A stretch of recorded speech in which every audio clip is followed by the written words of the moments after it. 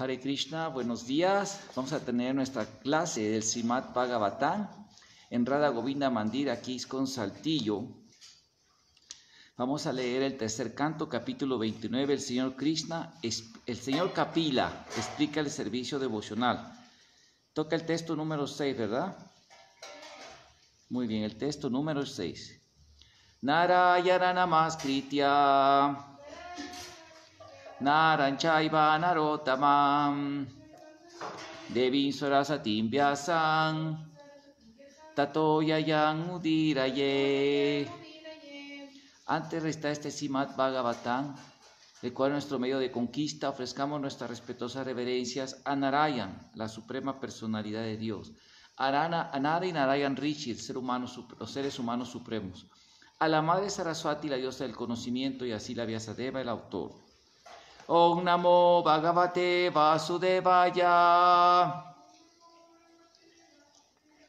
Om Namo Bhagavate Vasudevaya. Om Namo Bhagavate Vasudevaya. Texto número 6. El Señor Kapila explica el servicio devocional. Voy a leer el sánscrito. Iti Maitreya Uvacha Iti Maturvacha Slaksnam Pratinadya Mahamuni Avaves Kurushestra Pritastan Kurunardita. Traducción. Repetimos, por favor. Repetimos, Radha. Si Maitreya dijo, oh el mejor entre los Kurus, el gran sabio Kapila, sintiendo gran compasión y complacido con las palabras de su gloriosa madre, habló de la siguiente manera. Fuera yo solo. Maitreya dijo, oh el mejor entre los Kurus, el gran sabio Kapila, sintiendo gran compasión y complacido con las palabras de su gloriosa madre, habló de la siguiente manera. Significado de Srila Prabhupada. El señor Kapila se sintió muy satisfecho con el ruego de su gloriosa madre, porque ella no pensaba solamente en su propia salvación, sino que pensaba en todas las caídas almas condicionadas. El Señor siempre es compasivo con todas las almas caídas de este mundo material. Esa es la razón de que Él venga personalmente o envíe a sus sirvientes de confianza para liberarlas. Como su compasión por ellas es eterna, Él se complace mucho con aquellos devotos que también se muestran compasivos. En el Bhagavad Gita se afirma claramente que las personas que predican la conclusión del Bhagavad Gita, es decir, que entregan plena a la suprema personalidad de Dios, tratando de elevar de su condición a las almas caídas, les son muy queridas. De modo que el Señor sintió complacido al ver que su querida madre era muy compasiva con las almas caídas y a su vez fue compasivo con ella. Om Ayanati Mirandasya Yananyana Salakaya Chakshuru Militan Yena Tasmai Sigurave Namaha Si Chaitanya Manovistan Estapitan Yena Bhutale Swayan Rupa Kadamahyan Dadati Swapadantikan Yaya Si Krishna Chaitanya Prabhu Nityananda Si Advaita Gadadhar Sivasadi Gaura Bhakta Vrinda Hare Krishna Krishna Krishna Hare Hare Hare Rama Rama Rama Hare Hare. Si Maitreya Uvacha Iti Maturvacha Slagnam Pratinandya Mahamuni Avavase Kurushestras Pritastan Kurunardita. Si Maitreya dijo, oh el mejor entre los Kurus, el gran sabio Kapila, sintiendo gran compasión y complacido con las palabras de su gloriosa madre, habló de la siguiente manera. Voy a poner el Bhagavatam en su lugar. Aquí vamos a leer. Quiero aprovechar, ahorita explicamos al final algo del verso. Leímos la refutación del materialismo por parte de su divina gracia, Hridayananda Das Goswami. En esta parte vamos a leer un apéndice que le agregamos a este volumen del journal, ¿sí? Que lo editamos en este folleto, que se llama Una breve visita a los antiguos filósofos de la India, que es el Srimad Bhagavatam, 11º canto, ¿sí? Y con el significado, la traducción y el significado de Srila Hridanda Maharaj, Acharya Dev, dice así: los supuestos eruditos que declaran que la materia es el origen de la existencia, que niegan las cualidades eternas del alma y que no hay vida eterna, y que el yo está compuesto de aspectos separados del espíritu y la materia, o que las transiciones materiales constituyen la realidad, todas esas vacas sagradas basan sus enseñanzas en ideas erróneas que ocultan la verdad. La concepción monista de que la entidad viviente se produce a partir de las tres modalidades de la naturaleza, material sin espíritu,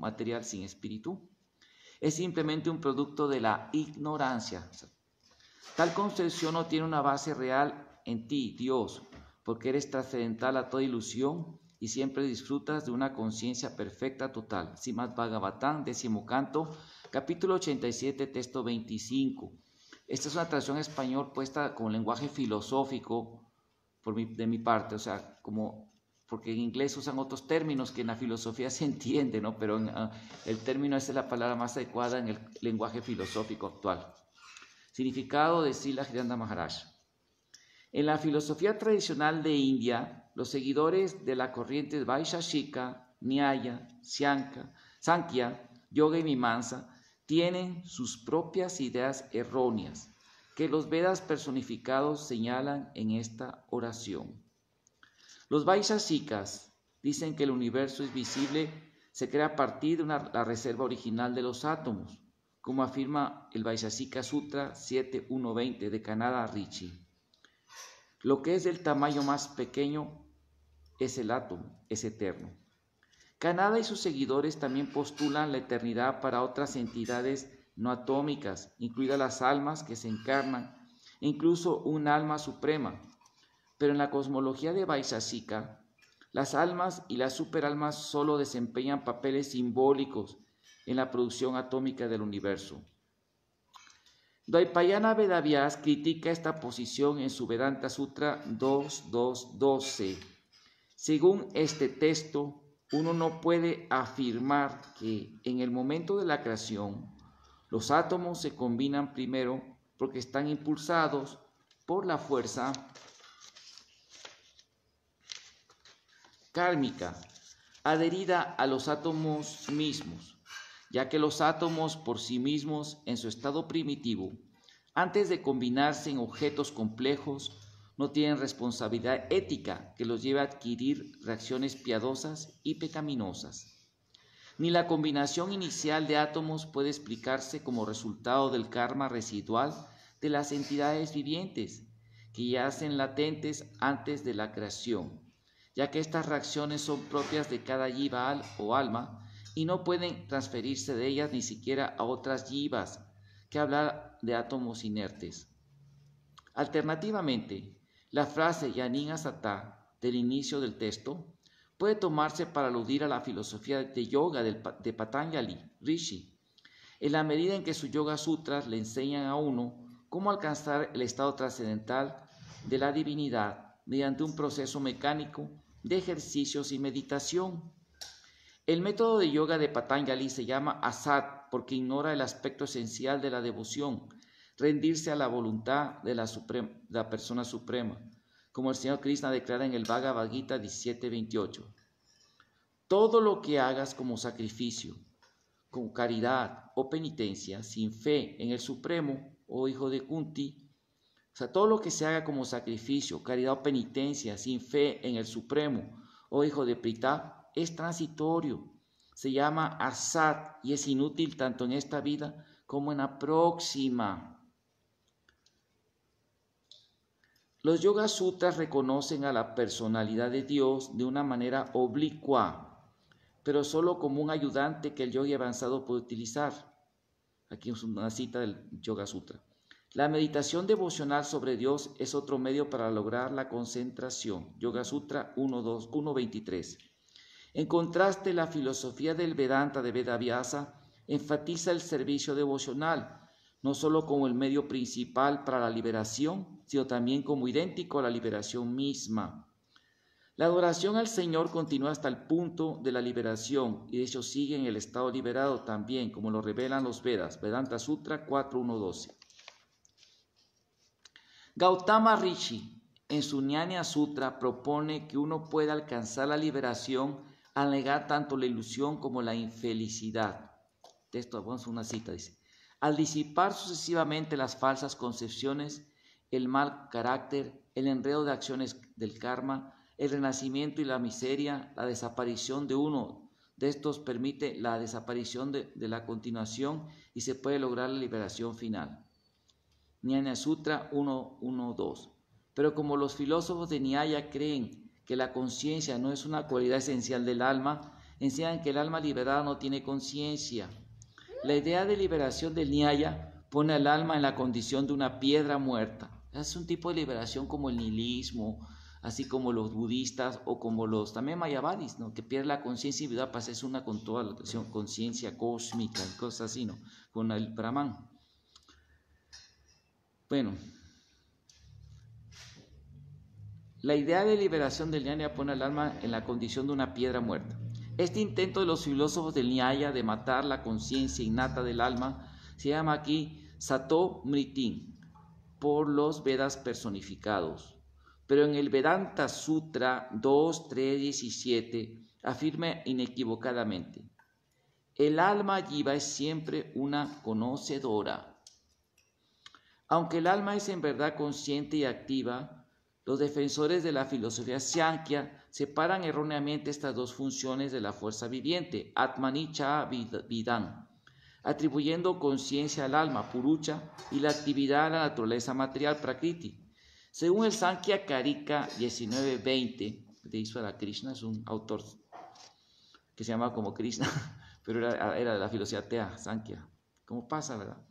Por lo tanto, dado que las diferencias aparentes entre los purushas, almas, son sólo superficiales, debido a las diversas modalidades de la naturaleza que lo encubren, se demuestra que el verdadero estado del purusha es el de un testigo caracterizado por su separación, su indiferencia pasiva, su estado de ser un observador y su inactividad. Por lo tanto, por el contacto con el alma, el cuerpo sutil inconsciente parece ser consciente, mientras que el alma parece ser el hacedor, aunque en el estado de la actividad está alejado de las actividades de las modalidades de la naturaleza. Sila Vyasadeva refuta esta idea en la sección del Vedanta Sutra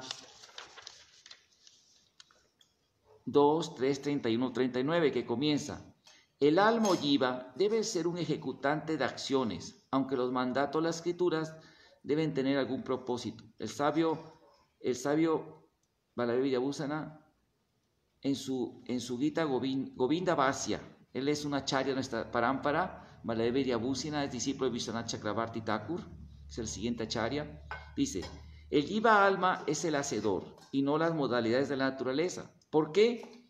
Porque los mandatos de las escrituras deben tener algún propósito. Shastrartha Vatvat.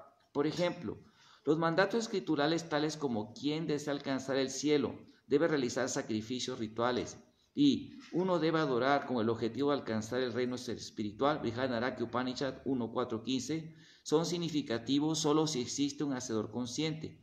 Si las modalidades de la naturaleza material fueran los hacedores, esta declaración no tendría ningún sentido. Después de todo, las órdenes escriturales involucran a la entidad viviente, el alma, en la realización de la acción prescritas. Al convencerle de que uno puede actuar para lograr ciertos resultados agradables, tal mentalidad no puede despertarse en las modalidades inertes de la naturaleza.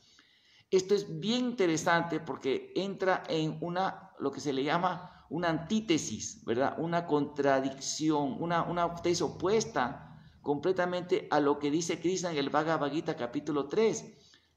¿Cómo es ese verso? Kriyate kriyamanani gunisarva sarvaha ahankara vibhujadma kartahan itimaniate. Que el alma necia piensa que es el hacedor cuando son las tres modalidades. Y aquí nos dice que esto es lo contrario, que el alma es el hacedor y no las modalidades. Entonces, ¿cómo se puede entender ese dilema de aparentes antonimias o que se confrontan dos tesis opuestas dentro de la misma filosofía Vaishnava Vedanta.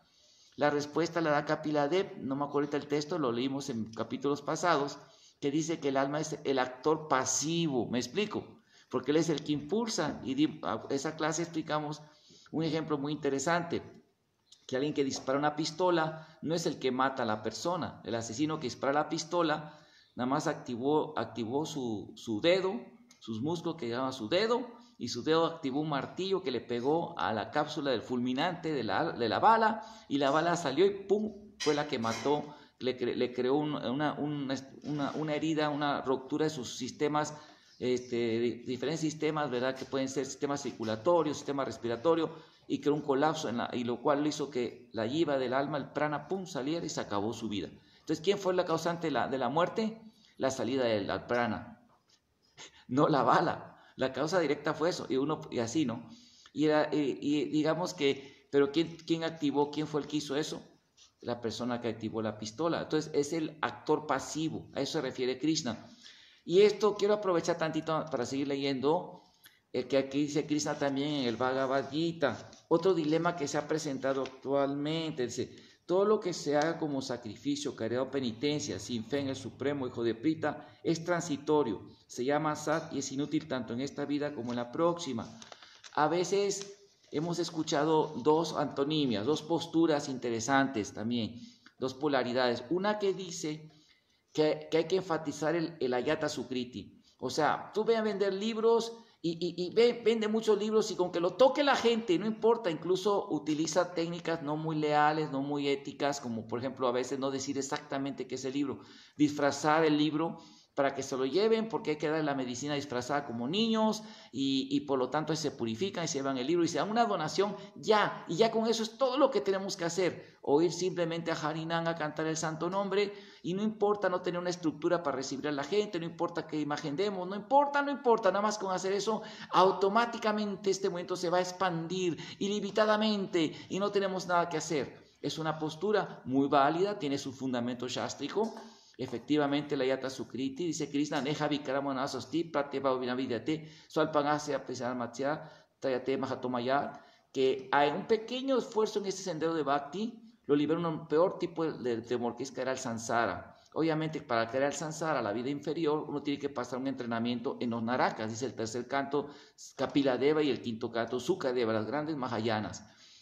Entonces, aquí viene el punto que dice pero también se dice por allí que este verso, diciendo que hay quienes argumentan muy honestamente, también con muy válido Shastra, con este verso de que toda acción que se haga sin fe no sirve de nada, y por lo tanto no sirve de nada tampoco hacer Harinam, no sirve de nada distribuir libros, que toquen el libro, no importa si la gente lo entiende o no, y que vemos el resultado es que se han hecho muchos libros, se venden muchos libros, millones de Harinam. Yo personalmente salí a Harinam en esta ciudad muchas veces, programas, festival, y no se hacen miles de devotos como antes, y por lo tanto tenemos que crear una estructura también adicional.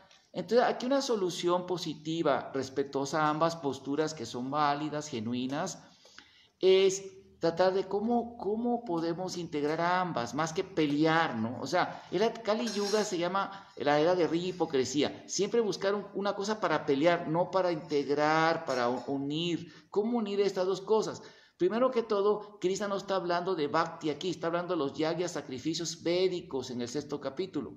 Porque aquí también se crea una polaridad en dos posturas contradictorias, y en un sentido sí es una antonimia, porque ambas tienen realidad. Son dos posturas contrarias, porque tienen también apelan a la verdad. Y sin embargo hay una solución, que el alma es el actor pasivo. Asimismo, este dilema que no tenía por qué crearse, simplemente se puede hacer un Harinam de una manera culturalmente aceptable, viendo que sea lo más atractivo para la gente. El ejemplo que se da, y es muy válido el argumento, de Joseph Bell. Joseph Bell está en YouTube su caso, un experimento social muy bueno, en que Joseph Bell, él llega, cuando va a tocar, lo publicitan y toca en los auditorios más importantes, en cámaras así de música clásica, y va muchas miles cientos de personas, y canta y cobra $100 la entrada, cuesta escucharlo tocar el violín de manera clásica, ¿no? Hicieron un experimento. Yosef se vistió como una persona muy humilde, normal del pueblo, ¿verdad? Y se puso en Nueva York a las 100 metros a tocar tiriri, tiriri, tiriri, tiriri, y la gente pasaba y lo escuchaba tiriri, tiriri, tiriri, tiriri, y pues, hubo niños que se quedaban escuchando y los niños iban y le lanzaban moneditas y ahí juntó $30 en más de 3 horas, 4 horas. Cuando en un concierto de él junta miles de dólares, dicen que algo así como $10,000 en unas 2, 3 horas de concierto. Entonces aquí lo interesante es que si Chaitanya Mahaprabhu era muy inteligente utilizar la topología simbólica y la semántica social, o sea, el estatus, la fuerza del estatus social, cómo arrastra a la gente. Esto es, ¿qué quiere decir esto? Lo voy a traducir en términos que me entiendan los devotos. Por ejemplo, ¿qué es el estatus social? Cuando Chaitanya primero para predicar logra ganar el título de Pandit, de erudito, el más grande erudito, ¿de dónde? En Nadia, topología, o sea, estatus, el más grande erudito, ¿dónde? En Nadia, el lugar más importante de erudición de la India en esos tiempos. Y una vez que es aceptado como el gran más grande erudito, empieza su movimiento de Sankirtan, así abiertamente, antes no se manifestaba. ¿A quién manda a abrir Vrindavan, que está bajo el control de los musulmanes? A 2 figuras que en el mundo musulmán eran súper respetados, Sakara Ali y David Kas, que eran Amaradeva y Santasadeva, luego como Rupa y Sanatan Goswami, que eran respetadísimos por la comunidad maometana como personas muy santas y también respetados por los Vaishnavas, porque eran grandes santos Vaishnavas. Y así logra su misión. O sea, Chaitanya lo mismo en el sur. ¿A quién fue el primero que convirtió devoto y lo hizo su devoto? Sarvabhauma Bhattacharya. ¿Quién era? El más grande erudito de la escuela Navanaya, que era erudito, era maestro de sannyasis y el gurú del rey Patraparudra. Convirtiéndose a él, tuvo un fuerte de arrastre enorme hacia el movimiento de Chaitanya. ¿Y a quién le predicó Chaitanya Mahaprabhu? Madras. Al gobernador de Madras, era el virrey de ahí, era un rey, un Thakur, era un rey. ¿Quién era? Ramananda Roy, una figura también súper respetada, a él fue su seguidor. Así jalar gente. Chaitanya, cuando la semántica social, él como grihasta, ya no era respetado, ¿sí? Ni por sus discípulos, groseros, muchachos, estudiantes de él en su tola, en su escuela que tenía. ¿El que hizo? Tomó sannyas. ¿Pero de quién tomó sannyas? ¿De Ramanuja, del Vishnu Sampradaya, de Vaishnavas? No. O de los Pancharatras, no. Él tomó sannyas del Sankara Sampradaya, de este Saraswati, ¿no? ¿Cómo se llama este Acharya? Se me está olvidando su nombre. Que de hecho él lo inició porque se le olvidó el mantra y le dio el mantra primero, se lo regresó. El mantra de sannyas. Prabodhananda Saraswati se llamaba, ¿cómo se llama su guru? Keshava Saraswati. Bharati, era un Bharati, Keshava Bharati, una línea de muy respetada. ¿Para qué? Para que lo respetaran. Entonces, nosotros no podemos ser más católicos que el Papa, ¿no? Porque yo me he encontrado ahorita en mi prédica que me han invitado a algunos lugares, ciertos lugares devotos muy sinceros, pero que viven, no sé, están como yo cuando yo era jovencito, ¿no? Yo tenía esa tendencia a ser monje, no, hombre, yo me soñaba así con mi ropa azafrán, pidiendo limosna en las calles, que ese era mi sueño, ¿no? Entonces, cuando veía que el movimiento lo pasaba en películas, que era más una sociedad, más congregacional, sí, que gente de todas las... Entonces se me hacía, pero esto se está diluyendo el proceso, ¿no? Y hay devotos con esa modalidad muy respetable de monjes, y es muy respetable. A mí me gusta la vida brahmínica de templo, andar con mi dhoti, eso me gusta, sí me gusta esa imagen. Cuando veo con los hindúes, hasta me pongo aquí sándalo y ya, ay, Gurudev, casi me tocan los pies, qué bonito, que me adoren así, ay, qué bonito para el ego, ¿no? Y wow, ser así, con una... qué bonito eso, ¿no? Pero esa no es la misión de un movimiento que va a tomar el mundo, un movimiento que va a llegar a todo el mundo. Era una sociedad internacional para la conciencia de Krishna. Él lo puso, ¿cómo se dice en bengalí? Krishna Bhavamrita Sango, o más claro sería Krishna Bhavamrita Vishwa Sangha, ¿no? Internacional, ¿no? ¿Qué significa eso? ¿Qué diferencia hay de un Sangha o qué diferencia hay de un mat, un monasterio, ¿no? Así una cosa más, y que hay una sociedad internacional. Sociedad implica que hay todas clases de tipos de personas, de todas las sociedades, ¿no? O sea, la sociedad es social, hay familias, brahmanas, kshatriyas, vaishyas, sudras, brahmacharis, grihastas, vanaprasthas, sannyas. Entonces, el movimiento tiene que ver cómo podemos inteligentemente predicar y no buscar demonizar a los devotos que estamos tratando de predicar de manera inteligentemente a la cultura, ¿no? así como, híjole, es muy penoso, ¿no? Porque no es bueno ni ético. Y si hay dudas, por ejemplo, de algún sistema, uno debe hablarlo con los puros líderes, entre los líderes, en los foros de secreto, así como los papás deben de hacer, ¿no? Si hay un desacuerdo, a tratarlo aparte. Cuando hay cosas muy íntimas que pueden afectar a los niños, se trata aparte, ¿verdad? Porque si no, los niños se pueden confundir. Asimismo, los papás, las autoridades del movimiento deben tener la madurez de, bueno, no estoy de acuerdo, por ejemplo, ahorita veo que hay devotos que no están de acuerdo, ya han aprendido, porque antes hay unas páginas que no son así, nada, son Vaishnavas muy respetables, muy santos sin duda, pero híjole, mano, ahorita voy a platicar eso, pero para entrar más quiero tocarlo para dejar el indicio. O sea, eso tratarlo entre los mismos Vaishnavas mayores, que el pueblo no tiene que saber eso, no tiene por qué estar escuchando que hay un conflicto, una pelea entre este guru con el otro, o sea, y a la gente ignorante, joven, se confunde. ¿Me explico? Se confunde, o sea, no, eso no es ético, o sea, eso nomás crea división en el movimiento, es Maya, que es lo principal obstáculo de Maya que puede parar este movimiento, ¿verdad? Bajar los brillos de pelear así. Si hay una discusión, se puede ser como brahmanas respetables, se agarra y se presentan las escrituras respetuosamente, sin insultar, ¿no? Pero hay páginas, fíjense, no voy a decir nombre, de devotos de ISKCON, de devotos muy, claro, siempre hay los amargados, frustrados, que esos que ni siguen son amorales, y vaya, ya los conocemos, ¿no? Así, bien venenosos, bien tóxicos, ¿no? Que atacan a todas las figuras de autoridad, no. Pero ahí vimos de sannyasis, de sannyasis de ISKCON serios, que son ultra ortodoxos, ultra extremos, ¿no? Casi como talibanes, con el debido respeto, porque agarran y tiran cargas con puro .50, ¿no? Con balas así incendiarias de .50, unas Browning de .50, de 2000 disparos, ¿no? Contra Vaishnavas que están haciendo su esfuerzo por predicar, siguiendo incluso cosas que Prabhupada autorizó.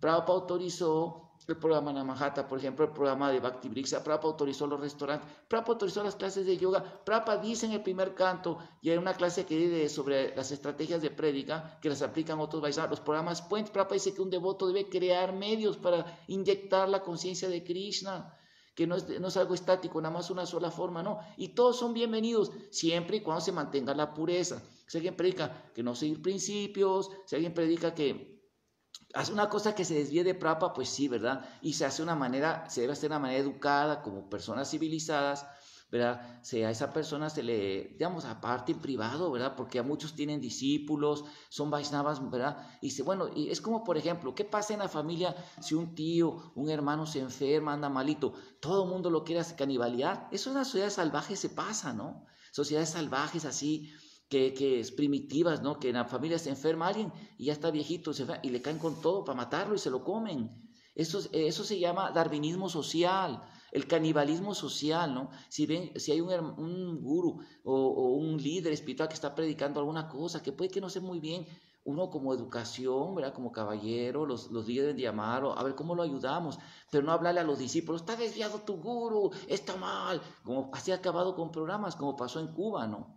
O sea, cosas así muy feas, muy inéticas, ¿no? Eso no debe haber en el movimiento. Entonces, aquí se debe de integrar, por ejemplo, ¿qué se debe hacer? Claro, el Harinam, fíjese, tan potente es el Yuga Dharma, que hay un programa que hicieron Nrsimhananda Prabhu de ISKCON TV, que se llama Hare Krishna en Hollywood. ¿Y qué es lo que sale? Casi no hay película que tenga éxito que aquí no salen en una parte cantando Hare Krishna, el grupo de devotos. ¿Por qué? Porque Harinam es el Yuga Dharma. El señor Chaitanya bailaba en Harinam. Eso no es un pecado. Y la gente que escuche, aunque sea una entre el santo nombre de Krishna, ya es una semillita que en alguna vida va a florecer. ¿Sí? El Prabhupada dice preguntas, respuestas, perfectas respuestas, que lo hizo un libro, porque Prabhupada que los libros son su base. ¿Sí? Ahí dice Srila Prabhupada, que es el canon de más autoridad, dice que por una donación que dé la gente, esa yata súbita los abre a los planetas infernales. Prabhupada lo dice. Entonces, ¿qué pasa? Entonces sí es bueno. Entonces, ¿cómo vestir muchos libros? ¿Cómo podemos distribuir de una manera también culturalmente apropiada? Con estantes, ir de cara a cara en programas culturales, vender libros. O sea, eso debe haber. Y paralelamente se deben integrar estrategias muy buenas de prédica. Ahí están, ¿verdad? Los programas Puente, Krishna West, clases de Hatha Yoga, ¿verdad? No está atacando eso. Incluso en llegar al punto de atacar hasta el Food for Life. O sea, imagínense, hay cartas de Prabhupada que se estudian tanto prashan que la gente se va a purificar.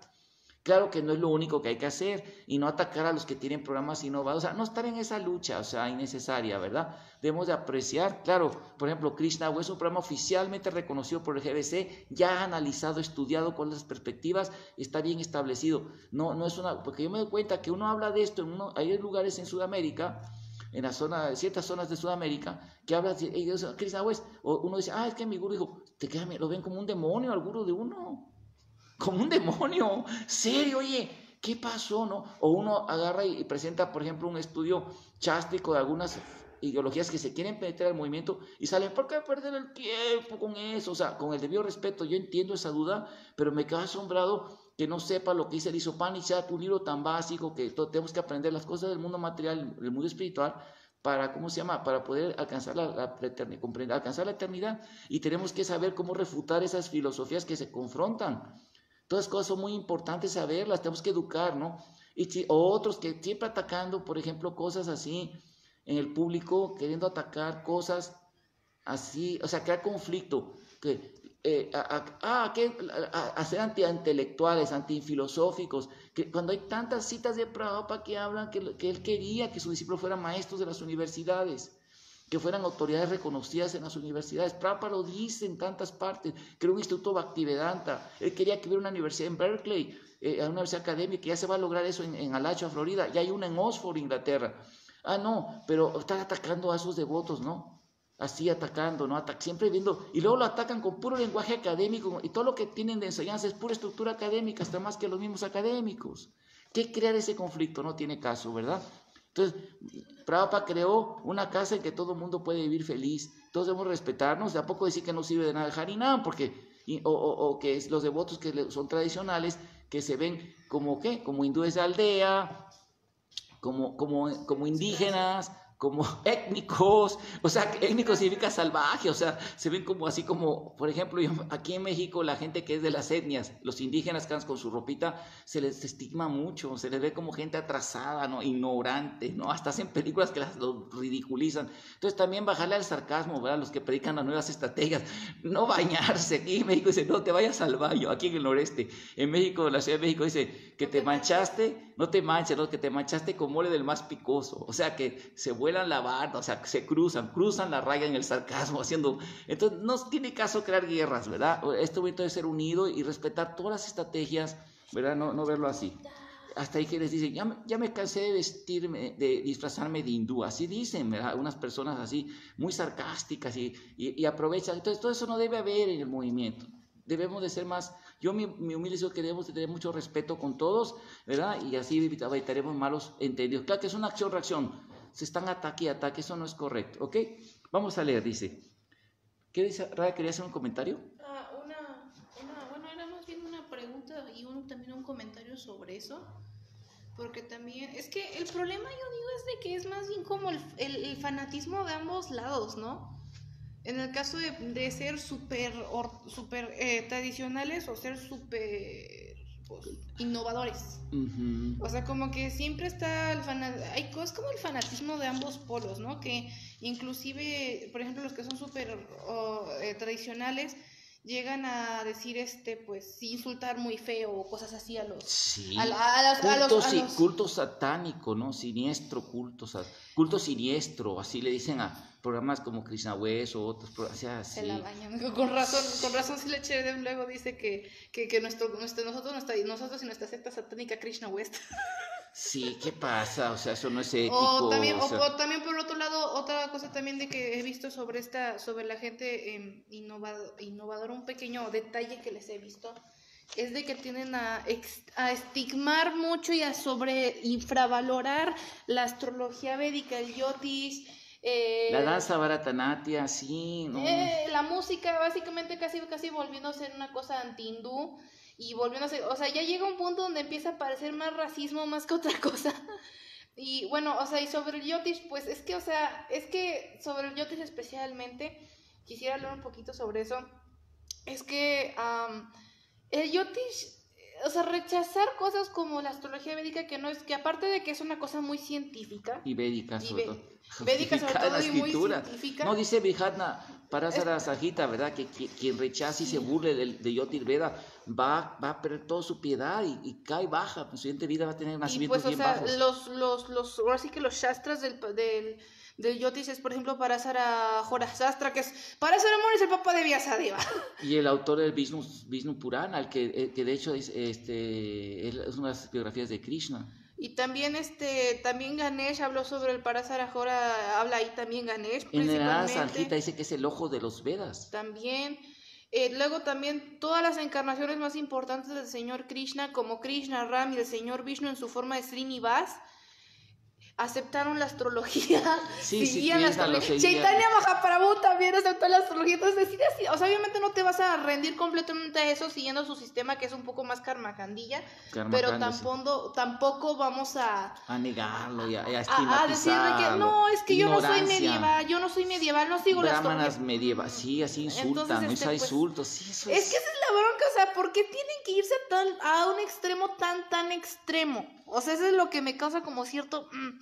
No está bien, no se vayan a extremos tan feos, porque luego empieza a ser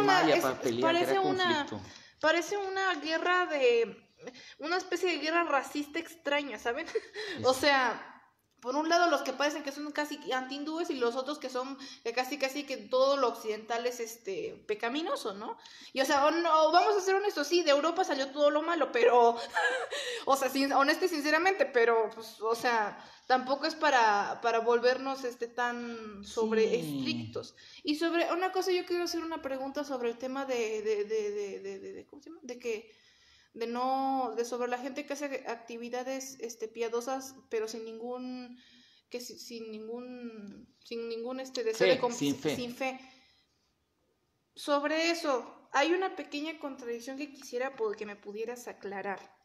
Aunque el Señor Krishna está diciendo ahí de que las actividades sin fe no valen, por otro lado, múltiples veces en los Vedas hemos visto que hay muchas gentes que hacen, inclusive también aquí en la vida cotidiana, que hay muchas personas que hacen muchas actividades caritativas, muchas actividades piadosas, y obviamente no lo hacen pensando, esto es para Dios o esto es para X deva, ¿no? No, por ejemplo, hay doctores que salvan a mucha gente, pero hasta llegan a ser ateos o amargados contra Dios, pero hacen mucho buen labor a la gente. Hay, por ejemplo, gente que es sí, me gusta mucho la cultura védica, adora Shiva, adora Durga para recibir beneficios materiales, pero no es de que lo hagan con una fe real, es que lo que están haciendo es recibir beneficios materiales y consideran a Durga, Shiva, Ganesh, etcétera, como un más entre el repertorio de los múltiples dioses de las múltiples mitologías del mundo, o sea, no lo ven con una fe real. Entonces, pero también vemos que esa misma gente, sus hijos se hacen devotos de Krishna, y en los Vedas se explica de que para que una persona tenga un hijo devoto de Krishna, o que esa persona se haga una persona devota de Krishna, se necesita mucha buen karma, mucho punya. Entonces, si no valen esas acciones que están haciendo, ¿cómo es posible de que se les da tanto mérito en tener un hijo devoto de Krishna? Sí, aquí, y también sí hay que ver el contexto. Aquí está hablando de diferentes tipos de modalidades, de tipos diferentes de religiones. ¿Sí? O sea, hay diferentes tipos de modalidades, la fe en las tres modalidades. Entonces, hay una ley de hermenéutica muy famosa que dice, un texto sin contexto es simplemente un pretexto. ¿Sí me explico? No puedes sacar ese texto fuera de contexto. El contexto ahí es la religión, los tres tipos de influencia, las tres modalidades, los tipos de rituales, religión, de fe, en las tres modalidades. No está hablando del bhakti puro. Ahí está hablando de actividades las actividades del bhakti son para encima de eso. Y sí es cierto, hay gente que muchas veces hace rituales y todo por pura conveniencia social, pero no tienen, no por la fe de Dios, sino hacen para ganar prestigio, que vean que soy un gran filántropo, así. Pero me gustaría leer y ahorita seguimos con ese tema. Sí, por eso, pero o sea, es que, retomando el tema de las modalidades, hay gente que adora la Santa Muerte y cosas por el estilo, pero sus hijos son devotos de Krishna. Recibir un hijo devoto de Krishna significa que tú estás generando algún punya, ¿no? Así es, sí. Entonces, en sus vidas pasadas hicieron piedad, son gente que tiene piedad en vidas pasadas. Por eso, pero si todas esas personas que no sé si se supone de que lo que de ellos hacen no les está dando beneficio ni ahorita ni en la siguiente vida, ¿por qué reciben un hijo devoto de Krishna? Porque hicieron cosas que sí tenían fe, hicieron acciones en vidas pasadas con fe. Así. Okay. Bueno, vamos a leer. Yaimini Rishi, vamos a hablar aquí de las actividades piadosas. Yaimini Rishi en su Purva Mimamsa Sutra presenta el trabajo material y sus resultados como la totalidad de la realidad Los defensores posteriores de la filosofía Karma Mimamsa enseñan que la existencia material del ciclo de reencarnaciones es interminable y no hay liberación o salvación. Para ellos, el ciclo del karma de nacimientos y muertes es perpetuo y lo mejor a lo que uno puede aspirar es un mayor nacimiento entre los semidioses. Por lo tanto, dicen, todo el propósito de los Vedas es involucrar a los seres humanos en rituales para crear un buen karma y en consecuencia la responsabilidad principal del alma madura es determinar el significado exacto de los mandatos de los sacrificios de los Vedas y ejecutarlos. Cita, el deber es lo que se indica mediante los mandatos de los Vedas, Purva Mimamsa Sutra 1.1.2. Sin embargo, el Vedanta Sutra, especialmente en el 4º capítulo que se ocupa del objetivo final de la vida, describe detalladamente el potencial del alma para lograr la liberación del nacimiento y la muerte. Mientras subordinada al sacrificio ritual, el papel de ayudar a uno a ser calificado para recibir conocimiento, espiritual, como se indica allí, Vedanta Sutra 4.6.16.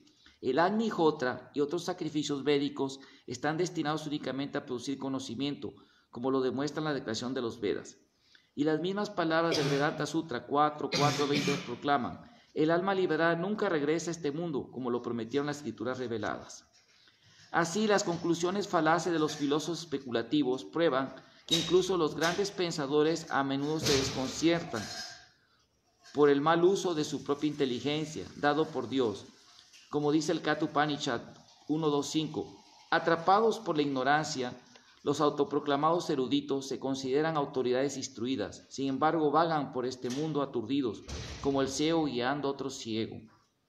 De las 6 filosofías ortodoxas de la tradición védica, Sankhya, Yoga, Nyaya, Vaisesika, Mimamsa y Vedanta, solo la Vedanta de Badarayana Vyasa está libre de errores, e incluso este sistema solo lo explican adecuadamente los acharyas Vaisnavas, maestros santos. Sin embargo, cada una de las 6 escuelas hace una contribución práctica a la educación védica. El Sankhya ateo explica la evolución de los elementos naturales de lo sutil a lo físico. El yoga de Patanjali describe el método de meditación ótuple de yoga, el sistema ótuple de yoga. El Nyaya expone las reglas de la lógica. Ahí viene todo el estudio de la sofística y todo. Muy interesante el Nyaya Shastra, que también lo retomó eso Madhvacharya en sus libros, que se llama Pramana, que Viveka y varios tratados así parecidos que analiza toda esta serie de epistemología y también estudia la argumentación sofística, la lógica falsa de los argumentos, todo eso, que también los griegos lo llamaron la argumentación sofística. ¿Sí? El atomismo Vaisesika considera las categorías básicas metafísicas de la realidad, o sea, la ontología. Y el Mimamsa establece herramientas estándares de interpretación de las escrituras, la hermenéutica. O sea, todo eso viene de la cultura védica originalmente. El estándar de interpretación de las escrituras. Okay. Además de estos 6 también están las filosofías más heterodoxas. Vamos a leer. Los budistas, los jains y los charvakas, cuyas teorías del vacío, nihilismo y el materialismo niegan la integridad espiritual del alma eterna. Dice así, finalmente la única fuente de conocimiento perfectamente confiable es Dios, Krishna mismo. La personalidad de Dios es Avarodha Rasa, el depósito infinito de la visión inagotable. A quienes dependen de él con absoluta convicción, les otorga el ojo divino del conocimiento. Otros, siguiendo sus propias teorías especulativas, deben buscar la verdad a través de la oscura cortina de Maya, el espejismo de este mundo material. Por ello, Srila Siddhar Swami exclama, para el alma desconcertada que deambula en la oscuridad de esas filosofías enfatizadas y promovidas por los métodos duros de la lógica falaz, el camino del verdadero conocimiento a ti, oh Señor, de magnífica gloria permanece invisible. Y cabe aquí añadir que en India encontramos los prototipos de muchas filosofías que solo se reaparecen en el mundo.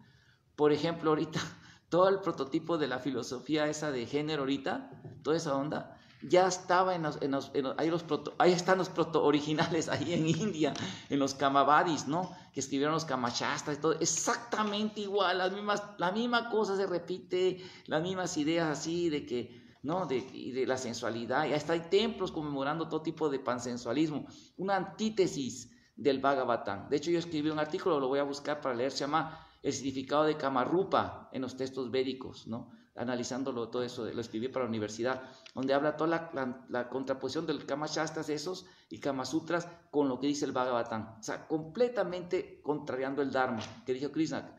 Dharma virudjo butesu kamos mimbaratasava. Yo soy Kama, o sea, la vida sexual que no es contraria al Dharma.